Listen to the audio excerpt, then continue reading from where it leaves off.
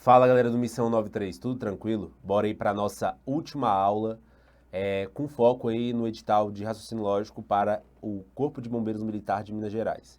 Lembrando, pessoal, que o edital de vocês foi esse daqui, ó, que a banca trouxe para vocês. Eu subdividi ele em 4 partes. Lembrando que na aula 1 e 2 a gente tratou sobre os tópicos 1 e 2. Depois dá uma revisada lá que tem vários assuntos subimplícitos aqui no tópico 1 e 2. A gente tratou isso na primeira e na segunda aula.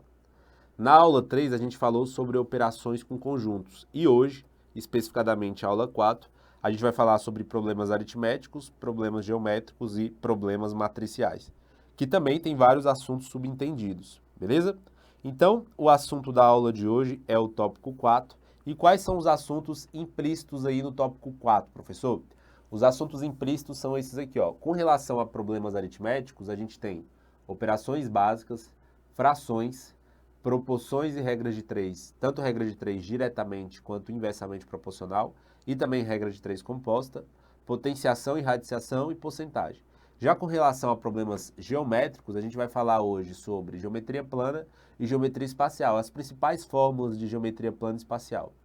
Vamos falar também sobre problemas matriciais, tanto um exercício que envolve matriz, quanto exercício que envolve determinantes, porque muitas das vezes a banca não traz a palavra determinantes na sua prova, mas ela traz problemas matriciais e acaba cobrando determinantes, então é importante você saber também.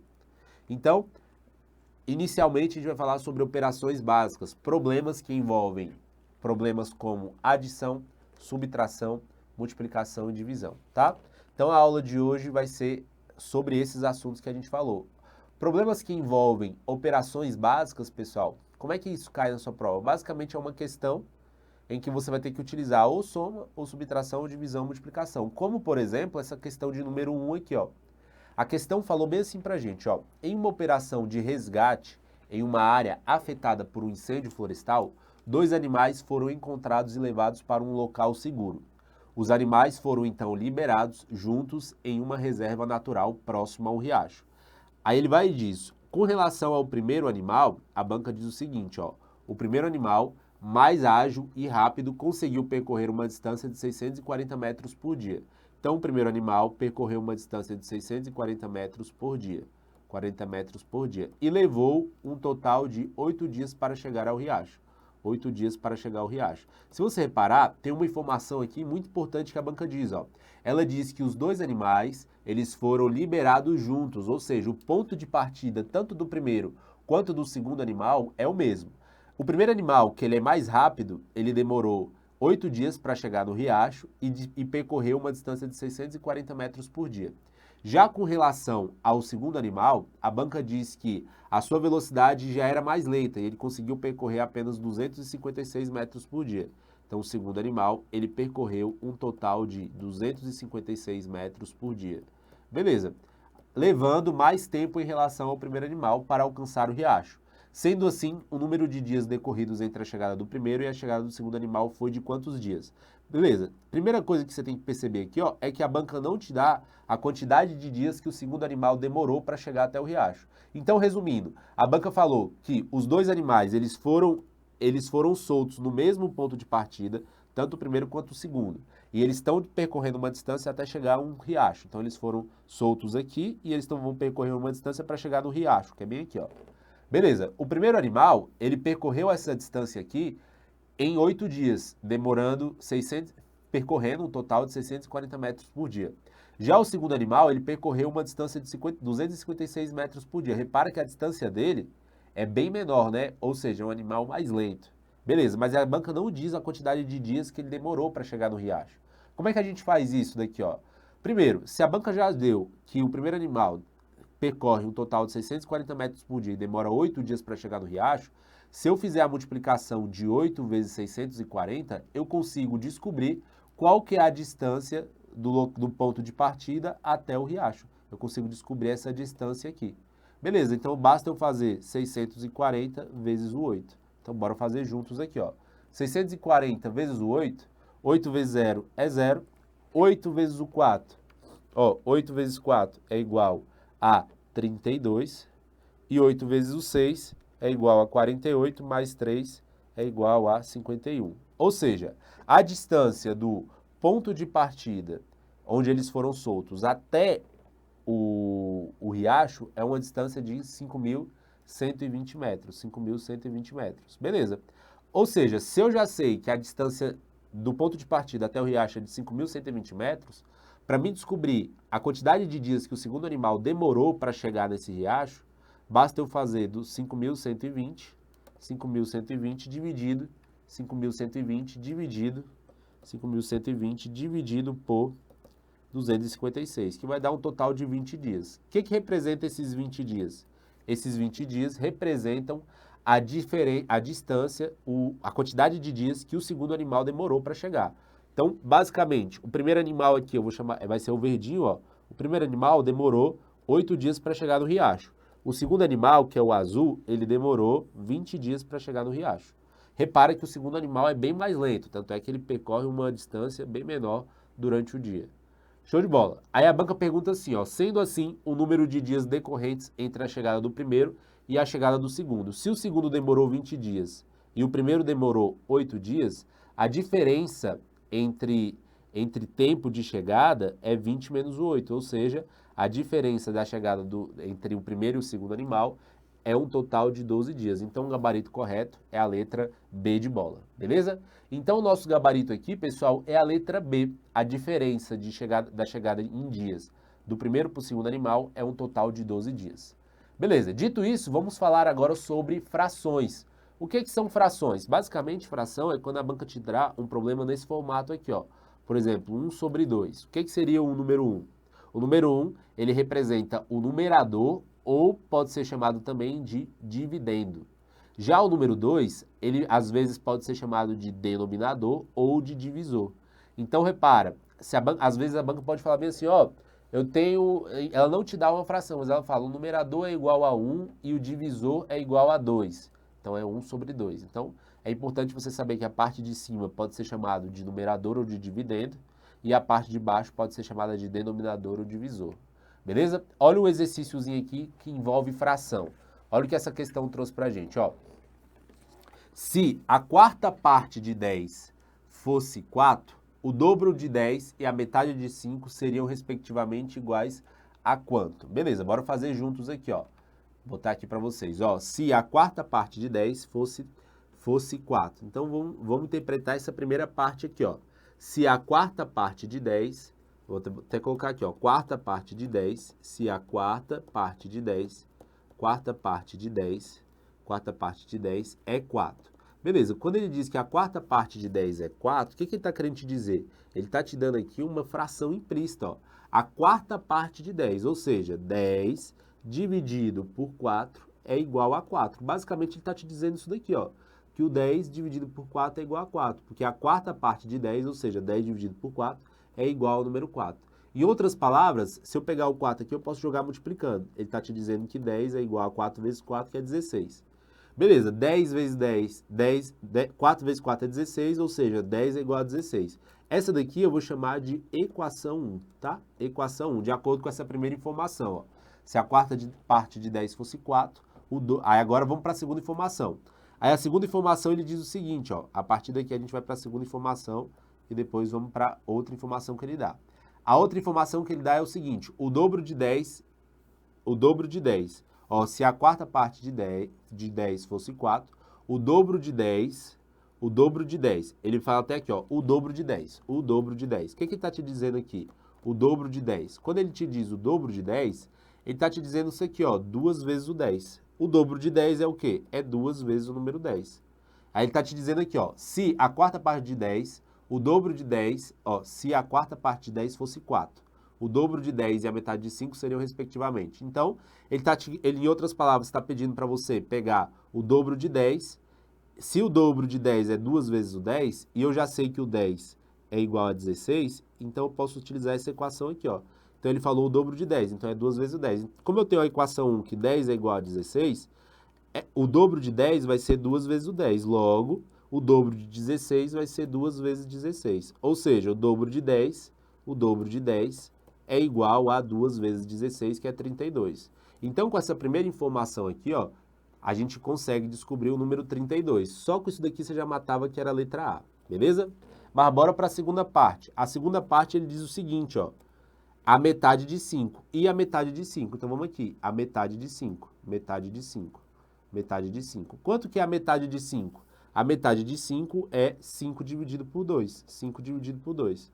Mas 5 dividido por 2 vai ser igual a quanto? Primeira coisa que eu vou fazer, antes de igualar, se você reparar, ó, eu tenho essa equaçãozinha 1 aqui, que 10 é igual a 16. Mas se eu dividir em cima e embaixo por 2, eu posso resumir essa minha equação, ó. 10 dividido por 2 é igual a 5 e 16 dividido por 2 é igual a 8. Beleza, se eu sei que 5 é igual a 8, e eu sei 5 dividido por 2 vai ser igual a quanto? Se 5 é igual a 8, essa daqui é a equação que ele deu, 5 dividido por 2. Beleza, 5 sobre 2. Mas eu tenho a minha equaçãozinha aqui, ó, que é a minha equação 1, ela pode ser escrita tanto dessa forma quanto dessa. Então eu tenho uma equação que 5 é igual a 8. Se eu estou utilizando a metade de 5, então eu vou utilizar aqui também a metade de 8. Quanto que é a metade de 8? É igual a 4, ou seja, 5 dividido por 2 é igual a 4. Então, o nosso gabarito, de fato, é a letra A. O texto, ele é meio chato de entender, mas basicamente o que ele queria que você fizesse, ó, se a quarta parte de 10 fosse 4, então você colocaria 10 dividido por 4 é igual a 4, você achar essa equação 1, que pode ser escrito dessa forma aqui. Aí depois ele queria que você igualasse com essas outras informações que ele deu. O dobro de 10, a gente pegou e igualou com o dobro de 10. Depois a gente queria que você igualasse com a metade de 5, a gente igualou com a metade de 5. Aí ele queria saber quanto que iam dar esses valores respectivamente. Respectivamente vai dar igual a 32 e igual a 4. Então o gabarito vai ser a letra A, beleza? A questão, pessoal, em si, ela não é tão difícil. O complicado dela, às vezes, é a interpretação, mas a questão em si ela não é tão complicada. É mais a interpretação, tá? Porque os cálculos são simples. Show de bola. Bora para a próxima aqui, ó. O próximo assunto que a gente vai falar é sobre proporções e regra de 3. O que são grandezas diretamente proporcionais, pessoal? Grandezas diretamente proporcionais é quando o aumento de uma grandeza automaticamente acarreta o aumento da outra grandeza.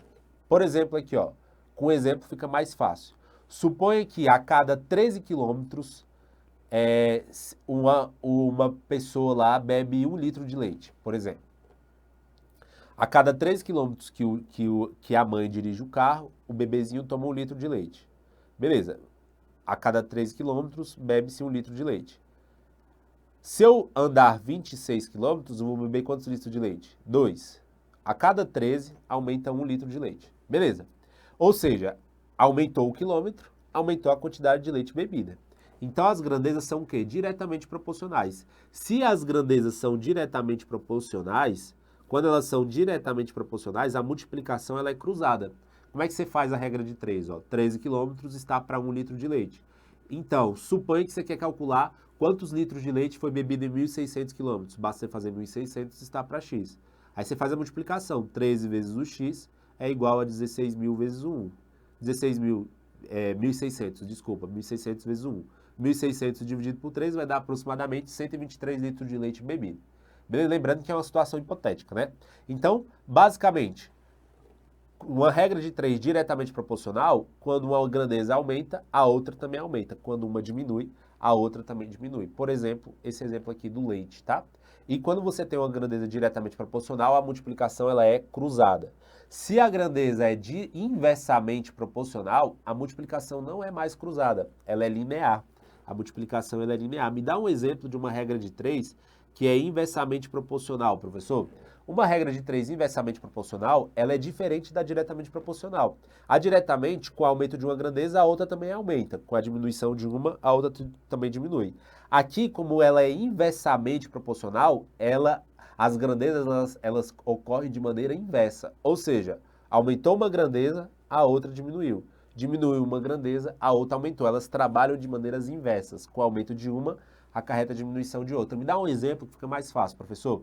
Ó, imagina que um carro de polícia que está dirigindo a 30 km por hora gasta 6 horas para fazer determinado trajeto. Beleza, então ele gasta 6 horas para fazer um determinado trajeto. Por exemplo, eu tenho um trajeto aqui, ele gasta 6 horas para fazer esse trajeto, 6 horas, andando a 30 km por hora. Aí o que acontece, pessoal? Vocês concordam comigo que se eu aumentar a velocidade desse carro, o percurso, a quantidade de horas para fazer o percurso vai diminuir. Ou seja, aumentou a quantidade de quilômetros por hora do carro, a quantidade de horas para terminar o percurso vai diminuir. Ou seja, são grandezas que elas trabalham, elas acontecem de maneira inversamente proporcionais. Quando ocorre isso, a multiplicação ela não é mais cruzada, a multiplicação ela é linear. Me dá um exemplo aqui, ó. Igual esse exemplo que eu falei do carro, né? Aqui, por exemplo, ó, 30 km por hora, ele demora 6 horas para fazer o percurso. Se eu quisesse calcular quantas horas quantos quilômetros por hora ele precisaria para fazer uma distância de 2 horas, a minha multiplicação não é mais cruzada, porque as grandezas são inversamente proporcionais. Então eu vou ter aqui, ó, 2 vezes o x é igual a 6 vezes o 30. Ou seja, 6 vezes 30 é 180, o x que o 2 que está multiplicando o x passa dividindo. 180 dividido por 2, 90 km por hora. Ou seja, se eu diminuir a velocidade, se eu diminuir a quantidade de horas para fazer o percurso, a velocidade em quilômetros por hora aumenta. Ou seja, são grandezas que são inversamente proporcionais. Beleza? Bora ver como é que isso aqui cai em prova? Basicamente cai dessa forma aqui, ó. Vamos fazer essa questão de número 3 aqui, ó.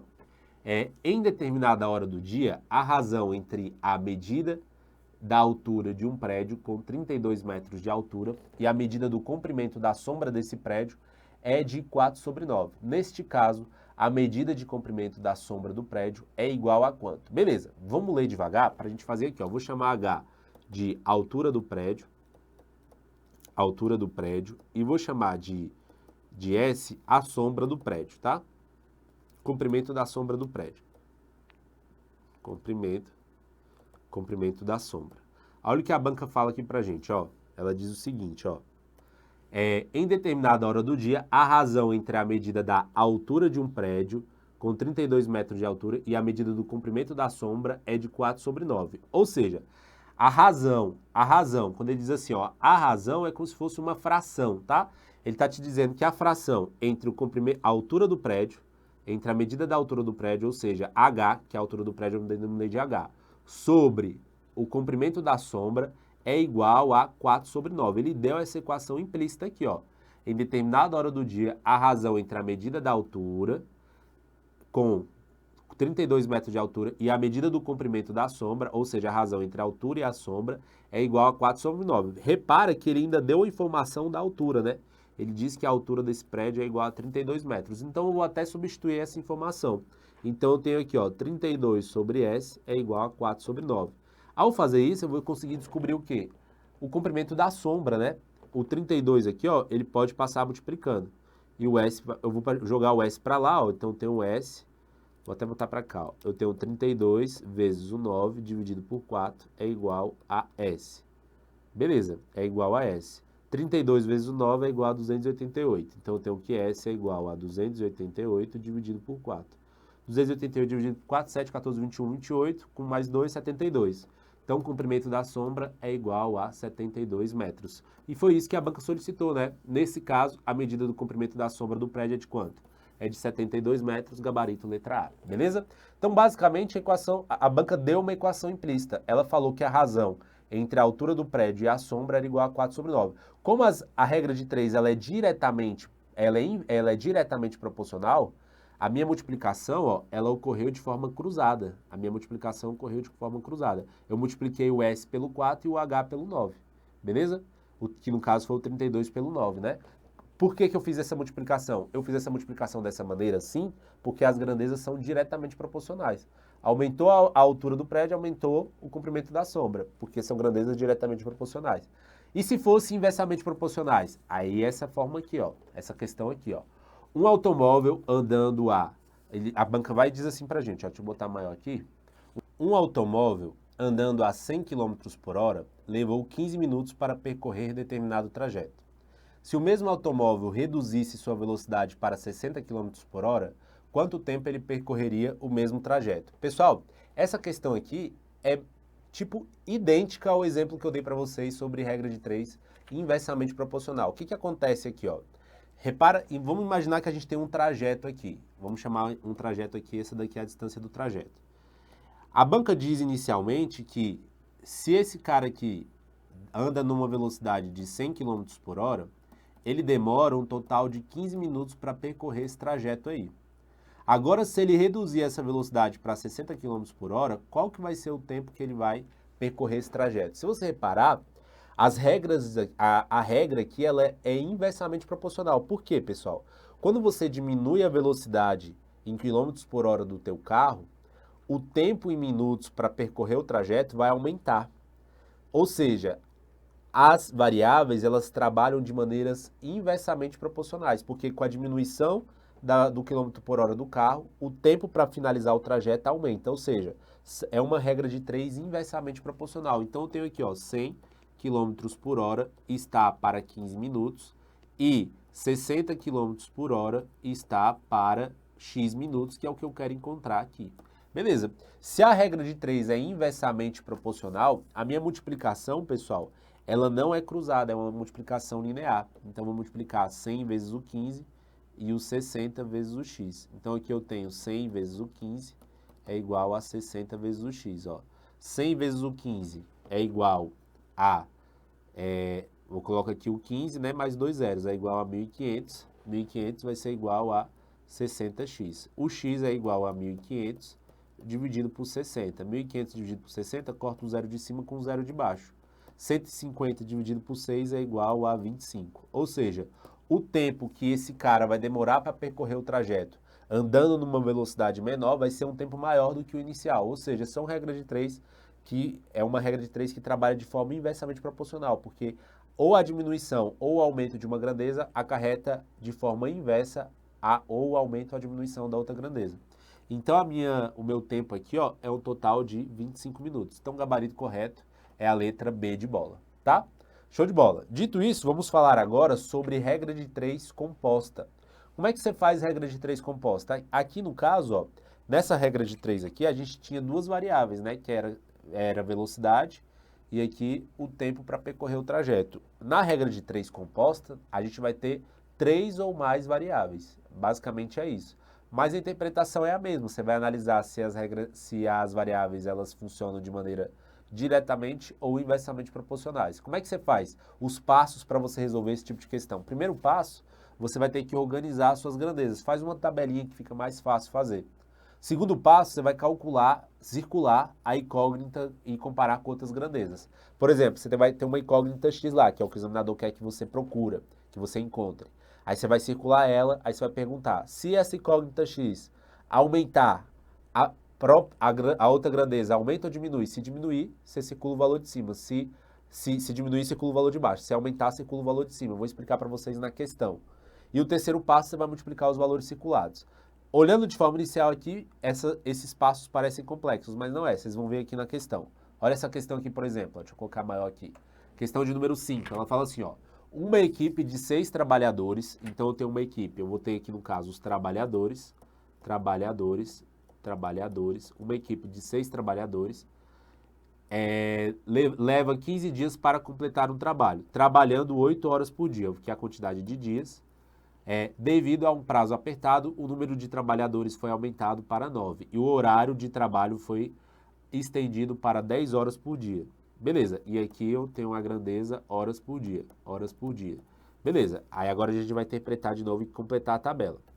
Beleza, calcule quantos dias serão necessários para completar o mesmo trabalho sobre essas novas condições. Então, o primeiro passo aqui, ó, é você organizar as grandezas, que é o que a gente está fazendo. Então, eu vou ler novamente, eu já sei que eu tenho 3 variáveis, que é trabalhadores, dias e horas por dia. Ele vai dizer assim, ó, uma equipe de 6 trabalhadores, então eu tenho uma equipe de 6 trabalhadores que leva 15 dias para completar um trabalho. 6 trabalhadores leva 15 dias para completar um trabalho. E eles trabalham 8 horas por dia. Devido a um prazo apertado, o número de trabalhadores foi aumentado para 9. Então, o número de trabalhadores foi aumentado para 9. De 6 passou a ser 9. Beleza. E o horário de trabalho foi estendido para 10 horas por dia. O horário de trabalho foi estendido para 10 horas por dia. Aí, no caso, ele quer que calcule quantos dias serão necessários para completar o mesmo trabalho. Então, a minha incógnita aqui é X, que representa a quantidade de dias com relação aos 9 trabalhadores que estão trabalhando 10 horas por dia. Beleza. Então, primeiro passo foi feito, ó. Primeiro passo realizado. Organizamos as grandezas.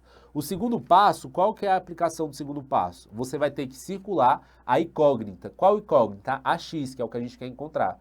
E depois você vai perguntar, se a incógnita X aumentar, a outra aumenta ou diminui? Se aumentar, circula o valor de cima. Se diminuir, circula o valor de baixo. Então, vou circular primeiro a incógnita x.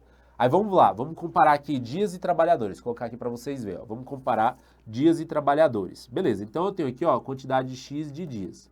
Primeira coisa que você vai fazer aqui, ó, vamos comparar os dias com os trabalhadores. Se a incógnita x aumentar, a quantidade de trabalhadores aumenta ou diminui? Repara, se a quantidade de dias aumentar, a quantidade de trabalhadores, pessoal, vai diminuir. Por que a quantidade de trabalhadores vai diminuir? Porque quanto mais trabalhadores, a gente vai terminar o trabalho em menos dias. Ou seja, se a gente tiver mais trabalhadores, aí, olhando assim de forma inversa, fica parecendo complexo. Mas, por exemplo, aqui, ó, vou inverter aqui para você ver. Se eu tenho mais trabalhadores, eu vou ter menos quantidade de dias. Ou seja, são regra de 3 inversamente proporcionais. Com o aumento de uma grandeza, a outra diminui. Porque quanto mais trabalhadores eu tiver, mais trabalhadores eu vou ter uma menor quantidade de dias para finalizar o trabalho.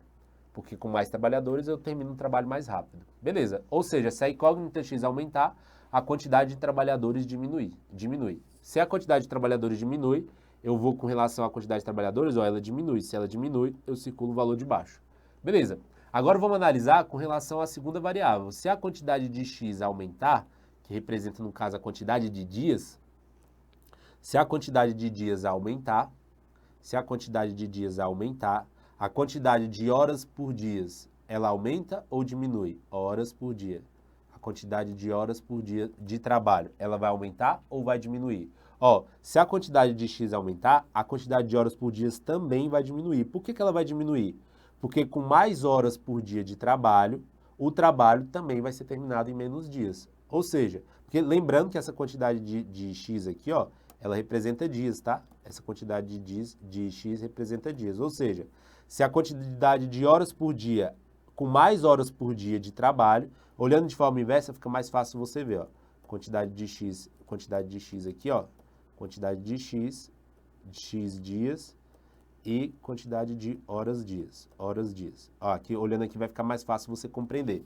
Com mais horas dias de trabalho, o trabalho vai ser terminado em menos dias. Ou seja, as grandezas elas trabalham de forma inversamente proporcional.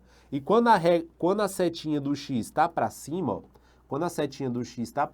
a setinha da horas por dia está para onde? Está para baixo. Então circula o valor de baixo. Beleza. Então a aplicação do segundo passo foi feita. Ó. Circulamos a incógnita e depois perguntamos se ela aumentar. Se aumentar, circula o valor de cima. No caso das duas aqui, ó, elas diminuíram. Quando a setinha do x está para cima, a setinha tanto de trabalho quanto de horas por dia está para baixo. Então a gente circulou o valor de baixo aqui. Próximo passo é só você multiplicar os valores circulados e igualar com a multiplicação dos outros valores que não estão circulados. Então bora fazer isso daqui, ó. Então no caso a gente vai ter 10 vezes 9 vezes o x. 10 vezes o 9 vezes o x vai ser igual a 6 vezes o 15 vezes o 8. Vai ser igual a 6 vezes o 15 vezes o 8. 10 vezes 9 é igual a 90x. 6 vezes o 15 é igual a 90. 90 vezes o 8, 9 vezes 8 é igual a 72. Então vai dar igual a 720. Ó, eu fiz 6 vezes 15, que é igual a 90. 9 vezes 8 é 72 e acrescentei esse zero aqui. Beleza, então o x é igual a 720 dividido por 90. Posso cortar o zero com zero. 72 dividido por 9 é igual a 8 dias. Ou seja, esse trabalho vai ser finalizado em 8 dias. Gabarito correto, letra C de casa. Beleza? Ou seja, pessoal, fazendo a análise dessa relação aqui, ó, se a setinha do x está para cima, a do trabalhador e a de horas também está para baixo. Porque essas grandezas, elas são todas inversamente proporcionais. Depois você só circula os valores aqui e faz as multiplicações. Então a quantidade de dias para finalizar aí o trabalho vai ser um total de 8 dias, beleza? Dito isso, bora falar agora sobre potenciação e radiciação. O que é potenciação? Potenciação é quando você tem um número aqui, ó, que está no expoente. O que representa esse número 2? Representa um expoente. O que representa esse número 3? Representa uma base. E esse 9 aqui representa o valor da tua potência, beleza? Qualquer valor, qualquer número elevado a zero, pessoal, é igual a 1. 1 milhão elevado a zero é igual a 1. 10 bilhões elevado a zero é igual a 1, beleza? Show de bola. O A elevado a N significa que você está multiplicando o A, é como se você estivesse fazendo multiplicação do A N vezes. Se fosse o 2 elevado a... E se fosse o A elevado a 2, aí seria o A só duas vezes. O A vezes o A, beleza? Show de bola. Outras coisas que você precisa saber sobre potência aqui, ó. Quando você tiver uma potência aqui de A elevado a M vezes A elevado a N, basta você, e a base é a mesma, basta você repetir a base e somar os expoentes entre si.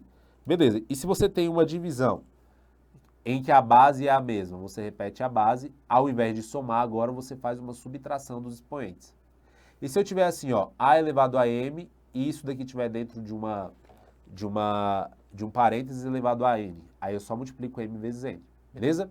E se eu tiver A vezes B elevado a N, eu posso subdividir isso em duas partes. A elevado a N vezes B elevado a N. Show? E com relação à radiciação, o que você precisa saber? Radiciação é quando você estiver diante de uma questão em que vai ter uma raiz lá. Essa raiz representa o radical, esse número que está aqui fora, ó, representa o índice. O valor que está dentro representa o radicando, beleza?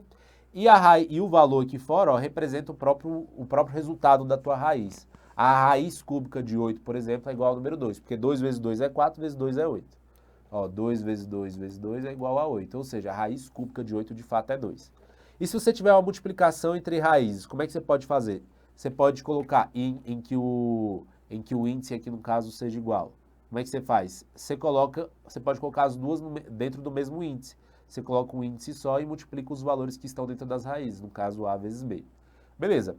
E se eu tivesse assim, ó, uma divisão em que os índices são iguais aqui, ó. Eu posso botar tudo dentro de uma raiz sozinha, de uma raiz só. Eu coloco tudo dentro de uma raiz só e faço a divisão de A dividido por B. E se eu tiver assim, ó, a raiz de N, a raiz de A, né, elevado em que o índice é N, e tudo isso elevado a M. Eu posso pegar esse valor que está aqui fora, ó, e jogar ele para aqui para dentro. Jogar ele para dentro. Beleza? É uma outra maneira de escrever. E se eu tiver uma raiz dentro de outra raiz, eu posso multiplicar esse índice com esse índice aqui, ó. Vai ficar M vezes N e boto tudo dentro de uma raiz só. E qual é a relação entre potenciação e radiciação? A relação é essa daqui, ó. Se eu tiver A elevado a M sobre N, o valor que está aqui em cima, ó, ele vem para dentro aqui da raiz. Fica como se fosse uma potência aqui dentro do número que está na raiz. E esse valor que está aqui fora, ó, ele vai aqui para fora, vira o índice, tá? Então, aqui eu trouxe para vocês também os principais valores, que a banca às vezes ela ela quer que você saiba. Ela te dá uma questão lá e ela, por exemplo, a raiz de 25. É bom você saber de forma rápida essas principais para você fazer a questão rápida. Ó, a raiz de 4 é 2, de 9 é 3, beleza? E os valores elevados ao quadrado, é bom você saber alguns também. Show de bola. Dito isso, bora fazer uma questão aqui, ó, da IBCAM para ver como é que cai esse tipo de questão em prova. Questão de número 6. Ao ser indagada sobre o ano em que nasceu, Joana respondeu que nasceu 57 anos após o único ano do século XX que foi um quadrado perfeito. Sabendo-se que um quadrado perfeito é todo número natural cuja raiz quadrada também é natural, então a idade que Joana completará no ano do século XXI, que também é um quadrado perfeito, será igual a quanto? Beleza, primeira coisa que a gente vai fazer aqui, ó. Bora analisar aqui, o que é um quadrado perfeito? O que é um quadrado perfeito? Um quadrado perfeito, pessoal, basicamente, ele pode ser expresso como o quadrado de um outro número inteiro. Pode ser expresso como um quadrado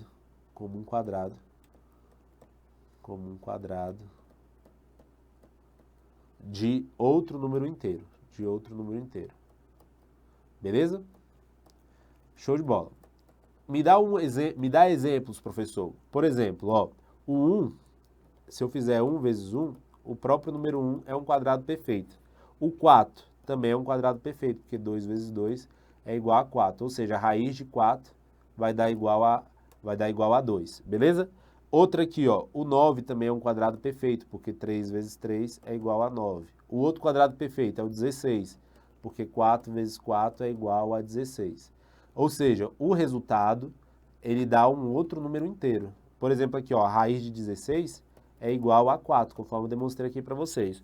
Ou seja, a raiz resulta em um outro número inteiro. Show de bola? Beleza. Se a raiz do número resulta em um outro número inteiro, a gente está diante de um quadrado perfeito. Por exemplo, a raiz de 16 aqui, que resulta no número 4. Beleza. Aí a gente tem que analisar aqui, né, o século XX o século XX e o século XXI. E o século XXI. Aí a banca quer saber bem assim, ó. Ao ser indagada sobre o ano em que nasceu, Joana respondeu que nasceu 57 anos após o único ano do século XX que foi um quadrado perfeito. Qual que é o único ano do século XX que é um quadrado perfeito? O único ano do século XX que é um quadrado perfeito é o ano de 1936, porque 44 vezes 44 é igual a 1936. Se você fizer qualquer outro valor, não vai dar dentro desse intervalo. Porque para estar dentro do século XX, a pessoa tem que ter nascido ali de 1991 a 2000. Se você fizer, por exemplo, aqui, ó, vamos colocar aqui. Se você fizer, por exemplo, 43 vezes 43, ó, 43 vezes 43 vai dar 1849, vai dar um número que não está dentro do século XXI. E 45 vezes 45 vai dar 2025, que no caso é um ano que está no século XXI. Quais são os anos do século XXI? Para ser um ano do século XXI, a pessoa tem que ter nascido, por exemplo, aqui de 2001 a 2100. Beleza. No caso, 45 representa um quadrado perfeito do século XXI, porque 45 vezes 45 é igual a 2025. Agora, se eu fizesse o 46, ó, 46 vezes 46 vai dar 2116. Não está dentro do século XX nem do século XXI. Ou seja, o único quadrado perfeito dentro do século XX é o 44. E o único quadrado perfeito dentro do século XXI é o 45. Beleza.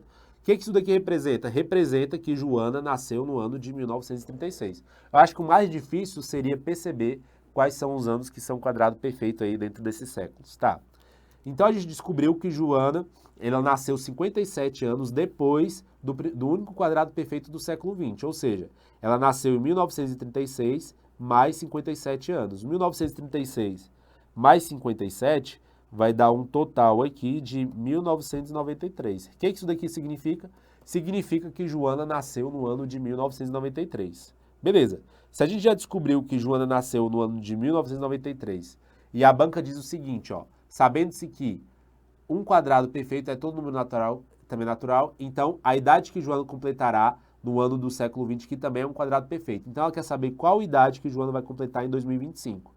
Porque o único ano do quadrado que é quadrado perfeito no século XXI é o ano de 2025. Como é que a gente faz isso para descobrir a idade de Joana nesse ano aqui, ó? Basta a gente pegar 2025 e diminuir pelo ano que Joana nasceu, que no caso é 1993. 2025 menos 1993, aqui vai dar 2. Aqui eu vou pegar emprestado aqui do 2, né? Pega emprestado do 2 aqui, ó, ficou 1. Aqui fica 10, vai ficar 9, ficou 12. Aqui fica 3. Aqui vai ficar 3, 9 menos 9 é 0, 0. Então a Joana tem um total de 32 anos, vai ter um total de 32 anos no ano de 2025. Logo, o gabarito correto vai ser a letra A. Beleza? Eu acho que o mais complexo aqui dessa questão não era nem os cálculos em si, era você perceber que os únicos anos aqui que são quadrados perfeitos no século XX e no século XXI são os anos de 1936 e o ano de 2025. Porque ao descobrir que 1936 e 2025 são quadrados perfeitos, por conta do 44 e do 45, né? A gente consegue descobrir qual foi o ano que Joana nasceu. Porque no 1936 mais 57 é igual a 1993. Ou seja, Joana nasceu em 1993. Logo, o ano que a idade que ela vai completar no quadrado perfeito do século XXI vai ser 1993 mais, na verdade, 2025, né? Que é o quadrado perfeito do século XXI, menos 1993, que no caso ela vai ter um total de 32 anos, beleza? Show de bola. Agora, pessoal, a gente vai falar sobre porcentagem. O que é isso, porcentagem? É quando tem esse símbolozinho aqui, ó. Por exemplo, quanto que é 50%? É a mesma coisa de eu pegar o 50 e dividir pelo 100. Como é que eu faço 50 dividido por 100? Eu repito 50 aqui, ó. Se eu estou dividindo por 100, eu tenho quantos zeros aqui? 2. Então eu vou andar 2 casas para a esquerda. 1, 2. 50 dividido por 100 é igual a 0,5. E se fosse 0,4 dividido por 100? Eu repito o 0 e o 4, ó. Como eu tenho 2 casas aqui também, eu vou andar 2 casas para a esquerda. Como a vírgula estava aqui, ó, eu ando 1, 2. Ou seja, 0,004. Beleza? Então, quando você divide por 100, é basicamente você contar casas para a esquerda. Beleza? Show de bola. Bora ver como é que isso aqui cai em prova? Vamos ver a questão de número 7 aqui, ó. Um posto de combustível cobra R$ 2,60 por litro da gasolina. Beleza. Ao abastecer seu carro com 40 litros desse combustível, Tarcísio foi informado que o pagamento via Pix lhe concedia um desconto de 10%. Diante disso, o valor da transferência do Pix a ser realizado por Tarcísio é de quanto? Beleza, primeiro, o Tarcísio foi no posto e tá bem barato essa gasolina, né? Tá um valor de R$ 2,60 por litro de gasolina. Ao abastecer seu carro com 40 litros, quanto que é 40 vezes R$ 2,60? 40 vezes R$ 2,60 vai dar igual a R$ 104. O que significa? Significa que o valor para ele encher o tanque aí com 40 litros seria de R$ 104. Mas só que a banca diz que o Tarcísio vai pagar um desconto de 10%. Se ele tem um desconto de 10%, significa que ele vai pagar quantos por cento? Basta eu pegar 100 menos os 10%. 100% menos o 10 é igual a 90%. Ou seja, o Tarcísio vai pagar 90% do valor que ele deveria ter pago, porque ele vai ter um desconto de 10%. Basta você fazer 104 vezes 0,90.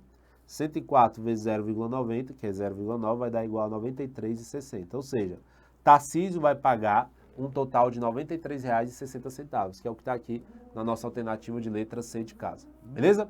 Bora agora para a questão, vamos falar agora sobre outro assunto que é geometria plana. Pessoal, o que é geometria plana? Geometria plana é quando você está diante de um plano, uma figura que está em uma dimensão só, como se fosse uma folha mesmo. Beleza. Quando você tem um ponto, é um ponto só. Uma reta é a distância é como se você estivesse ligando dois pontos. E um plano é como se fosse uma folha ali aberta, tá? Show de bola. Aí algumas coisas que você precisa saber sobre geometria plana. O que são retas paralelas? São retas que elas não se tocam, mas elas estão sempre ali andando juntinhas aqui, ó, retas paralelas. E retas concorrentes, aí elas se batem. Tem um ponto ali que elas vão se bater, tá? O ângulo de 90 graus, ele é definido dessa forma, de 45 dessa, 60 dessa, 360 é uma volta completa, 180 é metade de uma volta completa e 135 é um quarto de uma volta mais um pedacinho, beleza? Show de bola. Aí você precisa saber aqui a relação entre graus, radianos e... você precisa saber dessa relação que às vezes a banca pode te cobrar, tá? Aqui é só um resumo geral, porque é muita coisa que tem em geometria plana. Estou trazendo as principais fórmulas aí para vocês. Quando a gente fala de circunferência, quais são as principais fórmulas da circunferência? A principal delas é a área de uma circunferência. Como é que eu calculo a área de uma circunferência? É π vezes o raio elevado ao quadrado. E como é que eu calculo o perímetro de uma circunferência, que é a própria circunferência? É 2πr.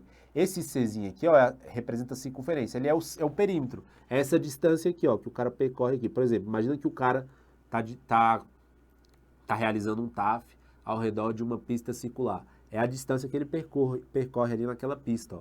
Então, para você descobrir, você não calcula por área, você calcula por perímetro. Então vai ser 2πr. 2πr é a mesma coisa que π vezes o diâmetro. Por que π vezes o diâmetro? Porque o diâmetro é igual a 2 vezes o raio. Eu posso escrever 2πr ou π vezes o diâmetro. Lembrando que o raio é a distância do centro até a borda da circunferência e o diâmetro é quando você está analisando toda essa distância aqui, ó. Imagina que isso aqui seja uma reta certinha, tá? Essa seria o seu diâmetro. Beleza. E se você estiver diante de um triângulo retângulo, como é que você calcula a área de um triângulo retângulo? Vai ser a base vezes a altura, que no caso é B vezes o C, dividido por 2.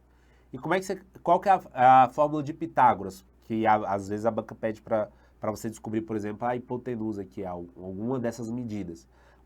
Como é que você calcula por Pitágoras? Pitágoras diz que a hipotenusa, que é igual ao A aqui no caso, A ao quadrado é igual a C ao quadrado mais B ao quadrado, beleza? E se você estiver diante de um triângulo equilátero, como é que você calcula o triângulo equilátero? É um triângulo em que todos os lados são iguais. Como é que você calcula a área de um triângulo equilátero? Vai ser o lado elevado ao quadrado. Qualquer uma dessas medidas aqui, porque como elas são todas iguais, é essa medida elevada ao quadrado vezes a raiz de 3 dividido por 4. E se você estiver diante de um retângulo, qual que é a fórmula principal de um retângulo? É a fórmula da área de um retângulo, que é a base vezes a altura. É a base vezes a altura. E se for um quadrado? Como um quadrado, todos os lados são iguais, basta você pegar o A e elevar ao quadrado, porque é como se eu estivesse multiplicando a base vezes a altura, ou seja, vai ser A vezes o A. Show? Beleza. E se for, e o que é um polígono? A banca pode perguntar, o que é um polígono lá? Pode vir na questão, polígono. O polígono corresponde a uma figura fechada com lados. que significa que tem muitos lados. Qualquer uma dessas figuras que a gente tratou é um polígono, é uma figura fechada que tem lados. Beleza, um paralelogramo. Quais são as principais fórmulas de um paralelogramo? A área de um paralelogramo é a área da base vezes a altura. E se fosse um losango? O losango é D, que é essa distância aqui, vezes esse D menor, dividido por 2. Beleza? Show de bola. Dito isso, bora fazer uma questãozinha aqui sobre geometria plana. Olha o que a questão trouxe. Uma piscina no formato circular será construída em um clube. E no centro dela terá uma ilha, também circular, como ilustrado na imagem abaixo. Sabendo-se que o círculo maior possui 20 metros de diâmetro, ó, esse círculo grande aqui, ele possui 20 metros de diâmetro. Essa distância toda aqui, ó, é de 20 metros, total de 20 metros. Então, vou colocar aqui, ó, 20 metros de diâmetro. E o menor possui 10 metros de diâmetro. Esse menorzinho aqui, ó, ele possui 10 metros de diâmetro. Essa distância aqui, ó, é um total de 10 metros. Beleza. A área da piscina na parte cinza será de quanto? A banca que a gente calcula é essa área aqui, ó. Essa área de cinza aqui. Bora fazer juntos? Bora. Primeira coisa, a gente está diante de uma circunferência aí, né? Circunferência. A gente tem uma circunferência maior e uma menor. Beleza, quando a gente está diante de uma circunferência, primeira coisa, qual que é o diâmetro da maior e qual que é o diâmetro da menor? Ó, a banca diz que o diâmetro da figura maior, que é essa bola maior aqui, é de 20 metros. Então, vou chamar o dm grande. O m grande significa que é o diâmetro maior. O diâmetro maior é igual a 20 metros. Já o diâmetro menor, que eu vou chamar de m minúsculo, é igual a 10 metros. Beleza. Show de bola. O diâmetro, pessoal, para quem não se lembra, o diâmetro é 2 vezes o raio.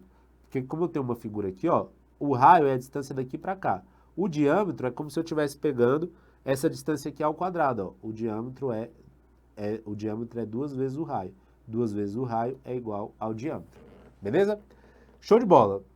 Se eu sei que o diâmetro é 2 vezes o raio, então eu vou ter aqui, ó, 2 vezes o raio maior vai ser igual a 20 metros. Ou seja, o raio maior vai ser igual a 20 dividido por 2. Então, o raio da figura maior vai ser igual a 10 metros. Posso fazer a mesma coisa para a figura menor.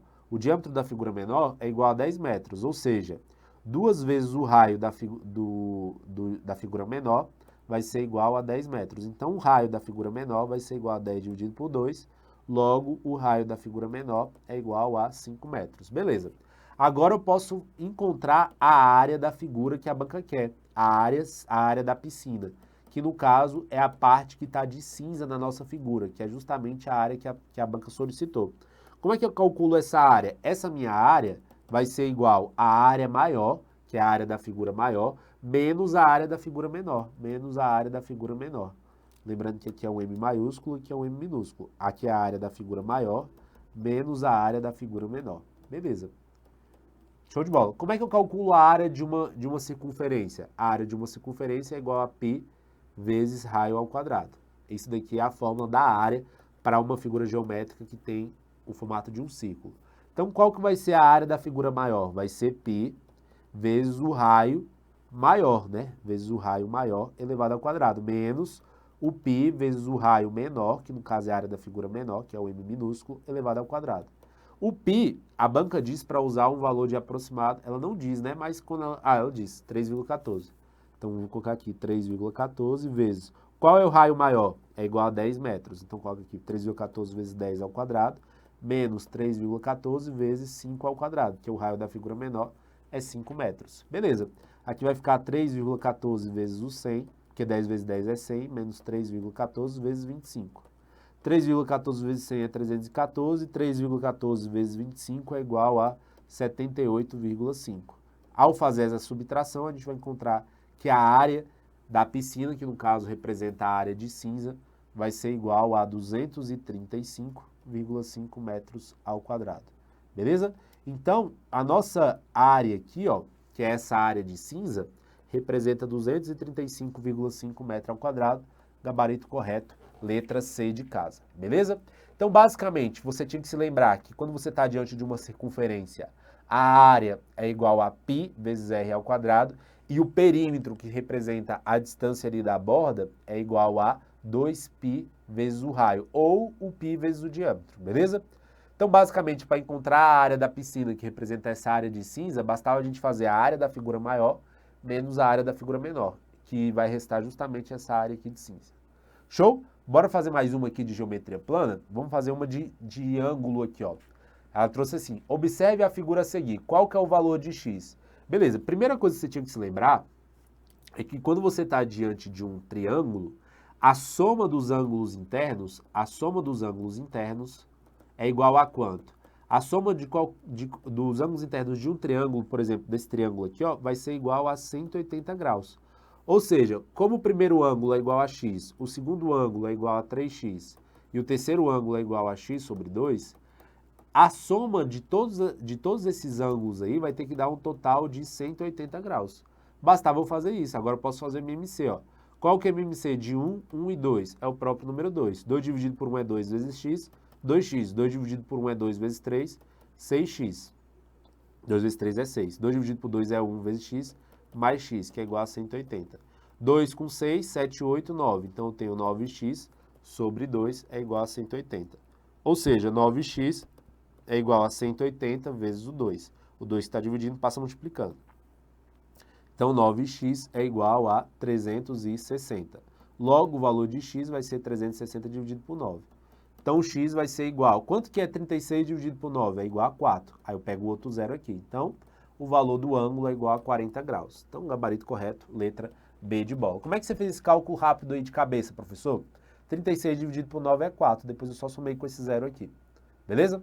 Show de bola. Então, o valor desses ângulos aí é igual a 40 graus. Bora falar agora sobre geometria espacial. O que você precisa saber? Geometria plana, você está trabalhando em cima de um plano. Geometria espacial, você está trabalhando em cima de uma figura em 3 dimensões. O que é a face? A face é quando você só tem, por exemplo, em um cubo aqui, ó, seria só esse lado aqui. Isso aqui seria um exemplo de face. A aresta é isso daqui. E os vértices são os pontos de encontro entre as arestas. Beleza? Um cubo, quais são as principais fórmulas de um cubo? Ó, a área da superfície de um cubo é igual a 6 vezes A ao quadrado. O volume de um cubo é igual a A elevado ao cubo. O que é o A? Essas distâncias aqui, ó. E se fosse um paralelepípedo? Um paralelepípedo basicamente é um retângulo em 3 dimensões, tá?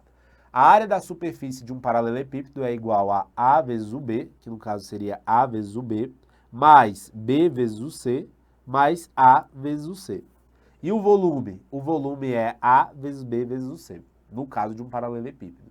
E se eu estiver diante de uma pirâmide, quais são as principais fórmulas de uma pirâmide? A área da superfície de uma pirâmide é a área lateral mais a área da base. O volume de uma pirâmide é a área da base vezes a altura dividido por 3. E a área da base vai depender. Às vezes uma pirâmide ela pode ter uma base que pode ter pirâmides com bases de diferentes formas. Pode ter essa figura geométrica aqui, ó.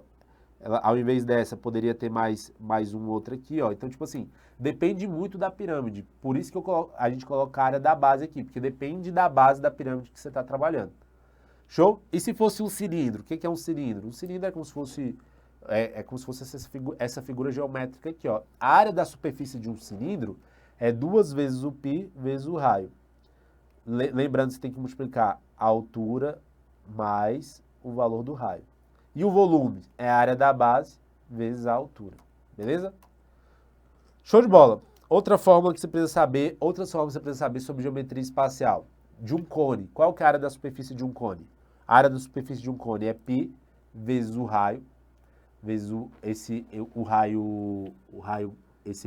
raio, vezes o g, que é a geratriz, mais o raio. E o volume é a área da base vezes a altura dividido por 3. Pessoal, essas fórmulas eu estou trazendo aqui só para vocês se lembrarem, tá?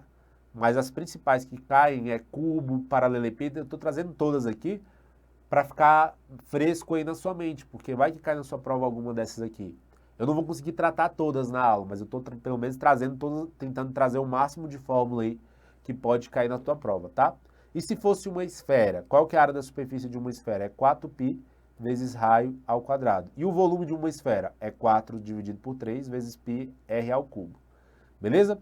Bora fazer uma questão aí sobre geometria espacial?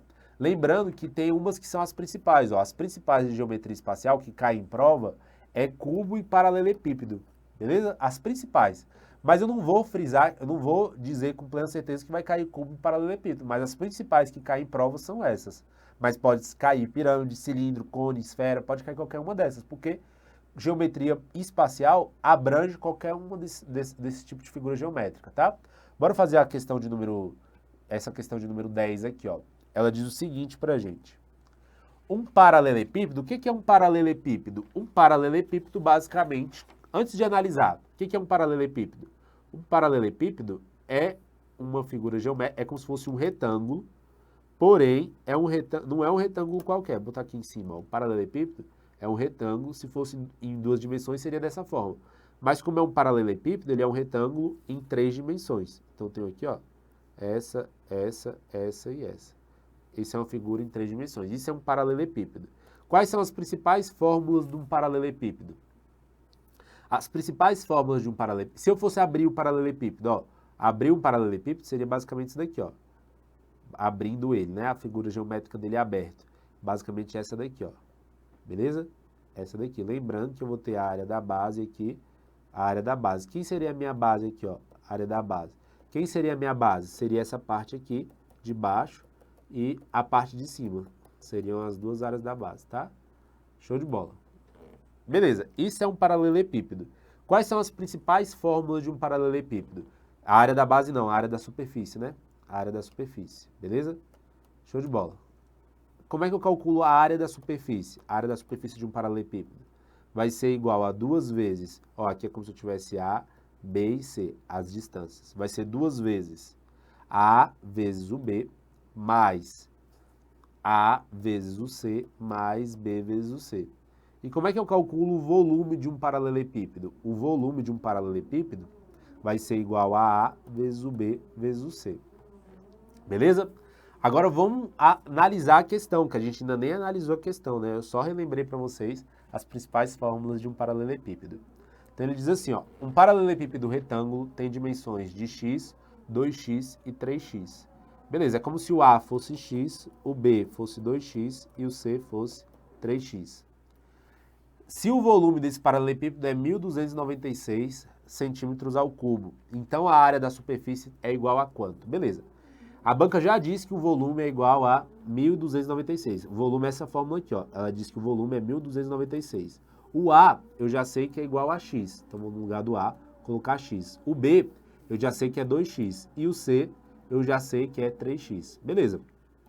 Então, eu tenho que 1.296 é igual a... Ó, x vezes x é x ao cubo. 2 vezes 3 é 6. Então, vai dar 6x ao cubo. Posso isolar o x ao cubo. X ao cubo é igual a 1.296 dividido por 6. 1.296 dividido por 6 é igual a 216. O que representa esse 216? Representa essa divisão aqui, ó. 1.296 dividido por 6 é 216. Para me sumir o 216, eu posso escrever ele como 6 vezes 6 é 36. Vezes 6 é igual a 216. Ou seja, x ao cubo é igual a 6 ao cubo. Como tem 6 em cima dos dois lados, eu posso cortar o 6 daqui, o 3 daqui com o 3 daqui. Ou seja, o valor de x é igual a 6. Então, o A é igual a 6, o B, deixa eu botar de outra cor aqui, ó. O A é igual a 6, o B é igual a 12 e o C é 6, 12, 18. Beleza, então a gente já encontrou o valor de x, implicitamente a gente encontrou as medidas de A, B e C. As dimensões, né, desse nosso paralelepípedo. Mas a banca está solicitando o quê? A área da superfície. Como é que eu calculo a área da superfície? É 2 vezes A vezes o B, que no caso é 6 vezes o 12, 2 vezes 6 vezes o 12, mais o A vezes o C, que no caso é 6 vezes 18, mais 6 vezes 18, mais o B vezes o C, que no caso é 12 vezes 18. 12 vezes 18. Então aqui vai dar 2 vezes 6 vezes 12 é igual a 72. 6 vezes 18 é igual a 108. Basta você fazer 6 vezes o 20 e depois diminuir de 6 vezes 2. Beleza. Mais 12 vezes 18, que é igual a 216. Aqui vai dar 2 vezes 72 mais 108 é 180, mais 216. Então, aqui vai dar 2 vezes 180 mais 216 é 396. 396 vezes 2 é igual a 792 centímetros ao quadrado. Ou seja, a área da superfície é 792 centímetros ao quadrado. Então, o nosso gabarito vai ser a alternativa de letra A. Então, pessoal, aqui não tem muito para onde fugir. Você tem que se lembrar das principais fórmulas das figuras geométricas, tanto de geometria plana quanto de geometria espacial. E as principais fórmulas aí de um paralelepípedo retângulo, que no caso é um retângulo em 3 dimensões, é a área do volume e o valor da superfície. O valor da superfície é a área do volume e a área da superfície. O volume é A, B vezes o C, ou seja, é a multiplicação entre as medidas das 3 dimensões. E a área da superfície vai ser 2 vezes A vezes B, mais A vezes o C, mais B vezes o C. Beleza? Bora fazer mais uma questão aqui de geometria espacial? Geometria espacial, essa questão aqui que eu trago para vocês, ó. Questão de número 11. Olha o que ela fala para gente. 2 cubos têm áreas respectivamente iguais a 216 e 54 centímetros. É como se eu tivesse 2 cubos aqui. Ó. O que é um cubo? Um cubo é como se fosse uma figura que tem todas as dimensões iguais. Esse é um cubo menor e eu vou ter um cubo maior aqui também. Ó. Esse é o cubo menor e eu vou ter um cubo maior aqui também. Deixa eu botar o maior aqui. Ó. Tem um cubo menor e um cubo maior. Beleza. Aí a banca diz que o primeiro cubo ele tem as seguintes dimensões. Ó. O cubo de número 1 ele tem 2 cubos, 54 centímetros quadrados de área. E o segundo tem 216 centímetros quadrados de área. Aí a banca vai e diz assim, ó, a razão entre o volume do cubo maior e o volume do cubo menor é igual a quanto? Então vamos analisar aqui, ó, a gente tem um cubo menor e também temos o cubo maior. Beleza. Como é que eu calculo a área da superfície? Porque ele está falando de área, né? Como é que eu calculo a área de um cubo? A área de um cubo, eu vou até relembrar aqui para vocês, ó. A área da superfície de um cubo, eu vou lembrar aqui para vocês, ó. Vamos voltar aqui para a gente relembrar da área da superfície de um cubo. Ixi, ficou doido, espera aí. Aí, agora voltou. Vamos lá, a área da superfície de um cubo. Aí, voltou. Aqui, ó, um cubo, vamos relembrar. A área da superfície de um cubo é 6 vezes A ao quadrado. E o volume de um cubo é A elevado ao cubo. Então, essas fórmulas, pessoal, não tem para onde fugir. Você tem que se lembrar. Como a área da superfície de um cubo é igual a 6 vezes A, deixa eu botar aqui maior para a gente fazer, é igual a 6 vezes A ao quadrado, e a banca diz que o cubo menor tem 54 centímetros ao quadrado de área, então posso fazer 54 igual a 6A ao quadrado. Porque a área de um cubo é igual a 6A ao quadrado. Já com relação ao cubo maior, eu vou colocar 216 é igual a 6A ao quadrado. Para que eu estou fazendo isso? Para descobrir qual que é essas dimensões aqui, ó. Porque todas essas dimensões são iguais, tudo equivale a A. Beleza, aqui eu vou ter A ao quadrado é igual a 54 dividido por 6. A ao quadrado é igual a 54 dividido por 6 é igual a 9. Então, o valor de A é igual a raiz de 9. Então, o valor de A aqui, no caso, é igual a 3. Então, para o cubo menor, o valor de A é igual a 3 centímetros. Já para o cubo maior, eu vou ter que A ao quadrado é igual a 216 dividido por 6. Logo, o valor de A ao quadrado vai ser igual a 36. Logo, vamos aplicar a raiz. Quanto que é a raiz de 36? É igual a 6 vezes 6, que é 36.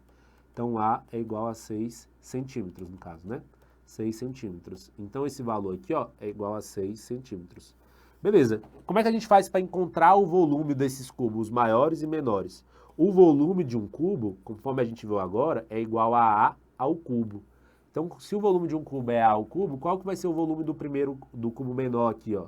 Vai ser 3 ao cubo. 3 vezes 3, 9 vezes 3, 27. E qual que vai ser o volume do cubo maior? Vai ser 6 ao cubo. 6 vezes 6, 36, vezes 6, 216. Beleza. Mas a banca diz assim, ó, ela está querendo saber a razão entre o volume do cubo maior. Então, é a razão do volume maior, do volume do cubo maior, sobre o volume menor, sobre o volume do cubo menor, sobre o volume do cubo menor. Beleza. Qual que é o volume do cubo maior? A gente já até calculou, ó. O volume do cubo maior é 216 e do cubo menor é 27. 216 dividido por 27 é igual a 8.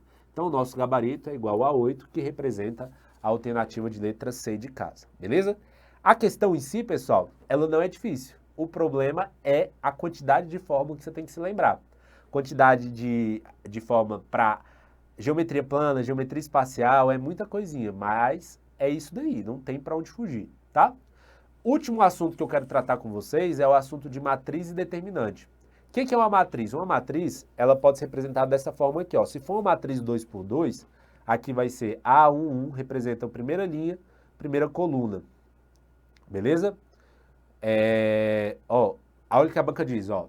Uma matriz de dimensões M por N, por exemplo, o primeiro índice representa a linha. Então aqui é a primeira linha e o segundo representa o primeiro índice representa a linha e o segundo índice representa a coluna. Então aqui é a primeira linha, primeira coluna, segunda linha, primeira coluna, primeira linha, segunda coluna, segunda linha, segunda coluna.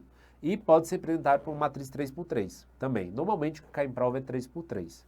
Se você estiver fazendo uma igualdade entre matrizes, o que é que significa? Significa que todos os valores têm que ser iguais. Se for uma matriz, por exemplo, dessa forma aqui, ó, 1, 2, 1, 2, 3, 4, 3, 4, 5, 6. Então, são matrizes iguais. E como é que você faz a adição e subtração de uma matriz? Por exemplo, se você quiser fazer a soma da matriz A com a matriz B, eu vou somando elemento a elemento, ó. 2 com 2 é igual a 4, ó, 2 mais 2 é igual a 4. 1 mais 8 é igual a 9, 0 mais 4 é igual a 4, sempre da mesma posição. 2 mais 2 é igual a 4. E se fosse subtração, seria 2 menos 2, que é igual a 0. 1 menos 8, que é igual a menos 7. 0 menos 4, que é igual a menos 4. 0 menos 2, que é igual a 0. No caso, desculpa, 2 menos 2, que é igual a 0. Beleza? Sempre é os valores que estão na mesma posição. E se for uma multiplicação por um valor qualquer, por exemplo, se eu tenho a matriz A aqui e quero multiplicar por 2, aí eu tenho que multiplicar esse 2 por todos os elementos da minha matriz. 2 vezes 2 é igual a 4. 2 vezes 3 é 6, 2 vezes 6, 12, 2 vezes 4, 8. Vamos fazer uma questãozinha? Olha essa questão aqui. Sabe-se que a matriz B, a resultante do produto de menos 1/5 pela matriz é igual a quanto? Então, basicamente, a banca quer que a gente pegue essa matriz e multiplica pelo valor de menos 1/5. Então, eu tenho aqui, ó, essa matriz vezes menos 1/5. Então, bora fazer vezes menos 1/5, ó. Deixa eu sumir aqui, vezes menos 1/5. Essa daqui é a matriz que ele me deu, né? Só para não ter que copiar ela de novo, vou colocar aqui, ó, vezes menos 1/5. Vezes menos 1/5. Então, eu vou ter que multiplicar esse primeiro elemento vezes 1/5, esse segundo vezes menos 1/5, esse terceiro vezes menos 1/5, tudo vezes menos 1/5. O primeiro, ó, o primeiro elemento vai ser quanto? Ó, vai ser menos 1/5 vezes 2/3. O segundo vai ser menos 1/5 vezes menos 1/5 vezes menos 1/3. Menos 1/3. Beleza? O próximo vai ser menos 1/5 vezes 1/5. O próximo vai ser, deixa eu botar tudo aqui entre parênteses para ficar fácil. Vai ser menos 1/5, ó, deixa eu botar menos 1/5 em todos aqui, que eu adianto minha vida. Menos 1/5, menos 1/5, menos 1/5. Beleza. Aí aqui, da próxima linha é 1/8 vezes 1/8, a outra vai ser vezes menos 1/9, e a próxima vezes 1/3. E da outra coluna aqui vai ser vezes 1/5, vezes 2/7, vezes 3/4. Beleza, o resultado vai dar aqui, ó. Quanto que é menos 1/5 vezes 2/3?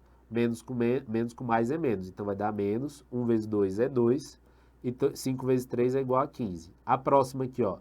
Menos com menos vira mais. Então vai ficar mais, 1 vezes 1 é 1, 5 vezes 3 é 15, mais 1/5. E a próxima, menos, vai dar menos, né? Mais com menos é menos. 1, 5 vezes 5 é igual a 25. Menos 1 sobre 25. A próxima vai ser menos 1 sobre 5 vezes 8 é igual a 40. A próxima vai ser 1 sobre 45, porque menos com menos é mais. 5 vezes 9, 45.